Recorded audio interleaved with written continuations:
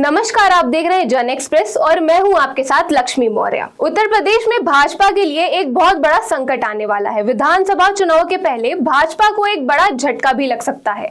जो भाजपा के सहयोगी हैं, उन्होंने एक मंच से भाजपा को अल्टीमेटम दे दिया है। मतलब साफ है कि 2027 में भाजपा के लिए सत्ता की राह इतनी भी आसान नहीं होगी। भाजपा के सामने सबसे बड़ा संकट आने वाला है। 2017 और उसके बाद से जितने भी सहयोगी भाजपा के साथ जुड़े थे, वो सब अब विरोधी बन गए हैं। भाजपा आलाकमान को एक तरह से सीधे सीधे चुनौती भी दे दी गई है कि अगर चुनाव से पहले उनकी मांगे पूरी नहीं की तो आने वाले समय में अगला रास्ता भी चल सकते हैं। भाजपा के चारों सहयोगी, जिसमें संजय निषाद, ओपी राजभर, आशीष पटेल और राष्ट्रीय लोकदल के चेतन चौहान शामिल हैं। चारों दलों के नेता दिल्ली में एक बड़े मंच पर इकट्ठा हुए और वहां से बीजेपी पर हमला बोल दिया। दिल्ली के ताल कटोरा स्टेडियम में एक तरह से भाजपा के खिलाफ ताल ठोक की गई।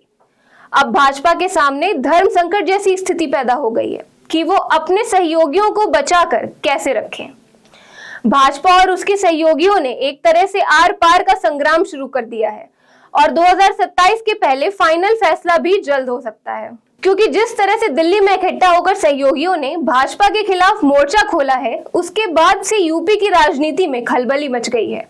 संजय निषाद ने कहा कि 10 साल पहले जब निषाद पार्टी की नींव रखी गई थी, तब समाज की आवाज उठाना कठिन था, लेकिन आज निषाद पार्टी न केवल उत्तर प्रदेश बल्कि पूरे भारत में मछुआरे, बिंद, केवट, मल्ला, कुंवर, गोंड, कश्यप और अन्य मेहनतकश समाज की सशक्त आवाज बन चुकी है।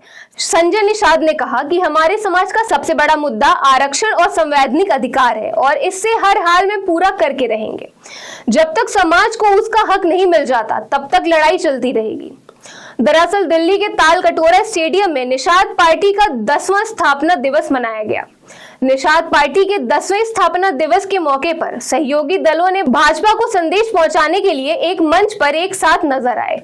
स्थापना दिवस भले ही निषाद पार्टी का हो, लेकिन इसमें ओपी राजभर, आशीष पटेल, आरएलडी के चेतन चौहान शामिल हुए। संजय निषाद के नेतृत्व में मछुआरा समाज के हक और अधिकार की लड़ाई में अपना पूरा समर्थन देने का संकल्प दोहराया है।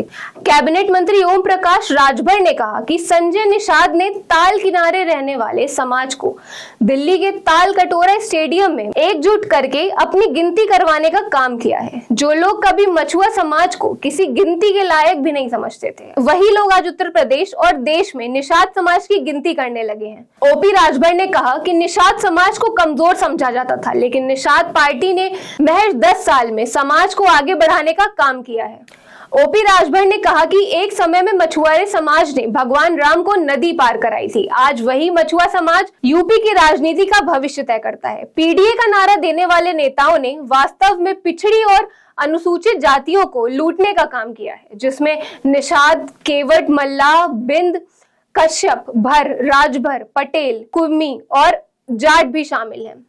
70 वर्षों से कांग्रेस, 19 वर्षों तक सपा और बसपा ने हमारी जातियों को दूध में मक्खी की तरह फेंक दिया है, लेकिन दिल्ली में निषाद पार्टी का लाल झंडा लहराना इस बात का संकेत है कि अगर समाज को हक अधिकार नहीं मिलेगा तो लखनऊ की विधानसभा का भी घेराव किया जाएगा। संजय निषाद ने भाजपा के साथ इसी शर्त पर गठबंधन किया था कि उनके समाज के लोगों को अनुसूचित जाति का दर्जा मिलेगा, लेकिन दो इंजन के होने के बावजूद आज तक भाजपा सरकार फैसला नहीं कर पाई है। इसलिए संजय निषाद भाजपा पर दबाव बनाने के लिए दिल्ली के ताल कटोरा स्टेडियम में बाकी सहयोगियों को इकट्ठा करके एक तरह से भाजपा के ऊपर दबाव बनाने की कोशिश कर रहे हैं।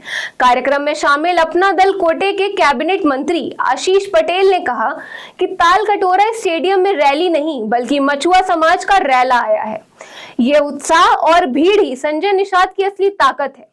समाज अब डरने वाला नहीं है और ये लड़ाई रुकने वाली नहीं है। निषाद पार्टी अब अकेली नहीं है, हम सभी सहयोगी दल उनके साथ हैं।